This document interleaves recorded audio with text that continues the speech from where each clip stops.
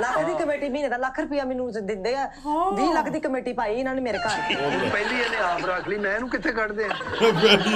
ਮੈਂ ਦੇਖੋ ਨਾ ਕਿਸ਼ਤਾਂ 'ਚ ਹੁਣ ਗੱਡੀ ਲਵਾਂਗੀ ਮੇਰਾ ਹੁਣ ਅਗਲਾ ਪਲਾਨ ਮੈਨੂੰ ਤੇ ਲੱਗਦਾ ਹੌਲੀ ਹੌਲੀ ਨਾ ਜੀ ਇਹਨੇ ਮੇਰਾ ਪਲਾਟ ਵੀ ਲੈ ਲੈਣਾ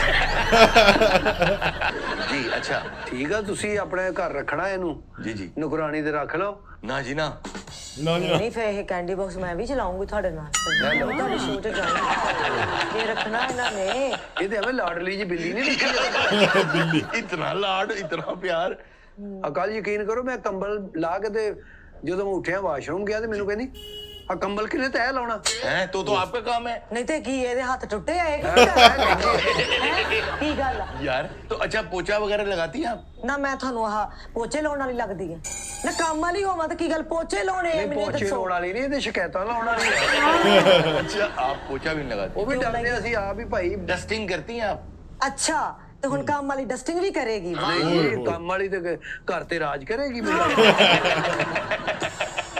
तो आप हैं किस लिए इस घर में ਮੈਂ ਬਸ ਮੈਂ ਮੇਡ ਆ ਮੈਂ ਤੁਹਾਨੂੰ ਦੱਸ ਦਿੱਤਾ ਵਾ ਅੰਗਰੇਜ਼ ਇਹ ਵੀ ਨਹੀਂ ਕਹਿੰਦੇ ਕਿ 500 ਰੁਪਇਆ ਤਨਖਾਹ ਚੋਂ ਕੱਟੀ ਜਾਣਾ ਤੁਸੀਂ ਆਪ ਉਹ ਵੀ ਨਹੀਂ ਕਿਹਾ ਕਹਿੰਦੇ ਸੀ। ਮੈਨੂੰ ਕਹਿੰਦੇ ਸੀ ਇਸ ਘਰ 'ਚ ਤੈਨੂੰ ਕੋਈ ਕਮੀ ਨਹੀਂ ਆਣ ਦਵਾਂਗਾ ਮੈਂ ਤੁਸੀਂ ਮੈਨੂੰ ਆਪ ਸਰ ਜੀ ਇਹ ਗੱਲ ਕਹੀ ਸੀ ਉਹ ਤੈਨੂੰ ਤੇ ਜਿਹੜੀ ਮੈਂ ਕਿਹਾ ਜਿਹੜਾ ਛਾਣ ਬੂਰਾ ਵਾ ਸ਼ਾਮ ਨੂੰ ਕੋਈ ਸਾਲਣ ਬਚਿਆ ਤੂੰ ਲੈ ਜਾ ਕਰ ਅੱਛਾ ਮੈਂ ਛਾਣ ਬੂਰੇ ਵਾਲੀ ਵਾਹ ਵਾਹ ਵਾਹ ਵਾਹ ਮੈਨੂੰ ਤੁਸੀਂ ਇਹ ਸਮਝ ਕੇ ਇਸ ਘਰ 'ਚ ਲਿਆਏ ਸੀ ਇਸ ਘਰ ਦੇ ਸ਼ਗਨਾਂ ਨਾਲ ਲਿਆਂਦਾ ਉਹ ਤੂੰ ਮੇਡ ਏ ਹਾਂ ਮੈਂ ਮੇਡ ਜ਼ਰੂਰ ਆ ਪਰ ਮੈਂ ਐਡੀ ਵੀ ਨਹੀਂ ਗਈ ਗੁਜ਼ਰੀ ਕਿ ਤੁਸੀਂ ਮੇਰੇ ਉੱਤੇ ਇਹੋ ਜਿਹੀਆਂ ਗੱਲਾਂ ਲਾ ਕੇ ਕਰੋ ਸਰ ਤੂੰ ਜੀ ਚਲੀ ਜਾ ਮੈਨੂੰ ਤਾਂ ਲੱਗਦਾ ਮੇਰੀ ਬੁੱਢੀ ਨੇ ਮੈਨੂੰ ਘਰੋਂ ਕੱਢ ਦੇਣਾ ਹਾਂ ਬਹੁਤੀਆਂ ਤੁਹਾਨੂੰ ਗੱਲਾਂ ਆਂਦੀਆਂ ਮੈਂ ਆਪਣੀ ਬੇਗਮ ਕੋ ਬੈਠਾ ਕਹਿੰਦੀ ਇਹਦੇ ਕੋਈ ਬੈਠਾ ਰਿਹਾ ਕਰ ਤੂੰ ਕੰਮ ਤਾਂ ਨਹੀਂ ਨਹੀਂ ਇਹਨਾਂ ਨੂੰ ਮਰੀਦ ਕਿਉਂ ਬੰਦਾ ਜਾ ਕੇ ਦੁਕਾਨ ਖੋਲੇ ਆਪਣੀ ਕਿਉਂ ਨਹੀਂ ਖੋਲਦੇ ਕਰਦੀ ਯਾਰ ਇਹ ਤਾਂ ਕਦੀ ਵਿਚਾਰੀ ਉਹਨੇ ਨਹੀਂ ਕਿਹਾ ਇਹ ਕਹਿੰਦੇ ਉਹ ਮੁੰਡੇ ਚਲੇ ਜਾਂਦੇ ਮੈਂ ਲੇਟ ਜਾਣਾ ਤਾਂ ਕੰਮ 24 ਘੰਟੇ ਜਿਵੇਂ ਲਾਸ਼ ਪਈ ਹੁੰਦੀ ਬੈੱਡ ਦੇ ਉੱਤੇ यार ये तो बड़ा मसला हो गया है अच्छा अब टोटल कितने पैसे बनते हैं इनकी तरफ ਉਹ ਹਰੂਨ ਸਾਹਿਬ ਟੋਟਲ ਮਲਾਬ ਲੂ ਕੇ ਨਾ 15 ਲੱਖ ਰੁਪਏ ਬੰਦਾ ਇਹਦੇ ਨਾਲ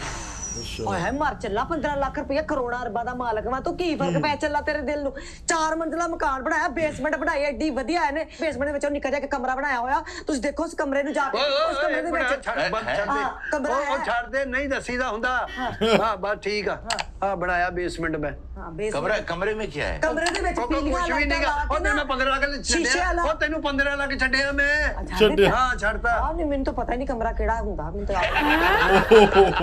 ਉੱਥੇ ਮੈਂ ਗੋਗਾ ਕੁੱਤਾ ਰੱਖਿਆ नाज़रीन आपसे